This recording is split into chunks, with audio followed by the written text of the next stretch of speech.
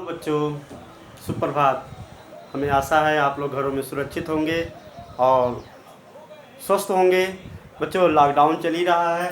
हम आगे आज हिंदी गद्य साहित्य के इतिहास में शुक्लोत्तर युग पढ़ेंगे, जिसको हम छायावादोत्तर युग भी कहते हैं, प्रगतवाद भी कहते हैं। उसका समय सीमा है सन 1938 से लेकर के 1947 ईस्वी तक। छायावादोत्तर युग में जो ये था कि जो छायावाद में कवि थे वो काल्पनिक रचनाएं, प्रकृति के तमाम उपमानों को लेकर के सूक्ष्म रचनाएं करते थे।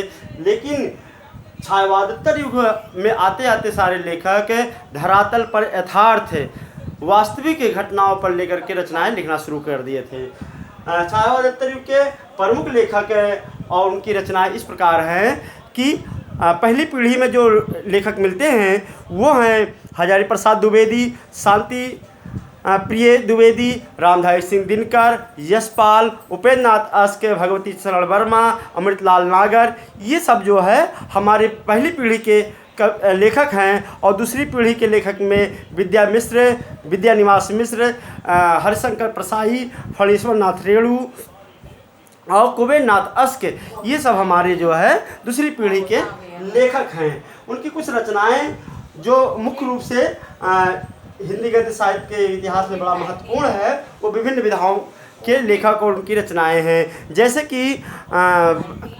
कहानीकारों में अज्ञे हैं, जैनेन्द्र कुमार जी हैं, इलाचंद जोशी जी हैं, यशपाल, उपेंद्र नाथ अस्क, भगवत शरण उपाध्याय, आचार्य चतुर्सेन शास्त्री, विष्णु प्रभाकर, अमृतलाल नागर, ये इत्यादि जो है ये कहानीकार हैं। उपन्यासकारों में यशपाल, राहुल सांकृत्यायन और नागार्जुन रांगवे राघव, अस्क, धर्मवीर भारती, फणीश्वर नाथ रेणु, ये सब नाम प्रमुख रूप से आते हैं।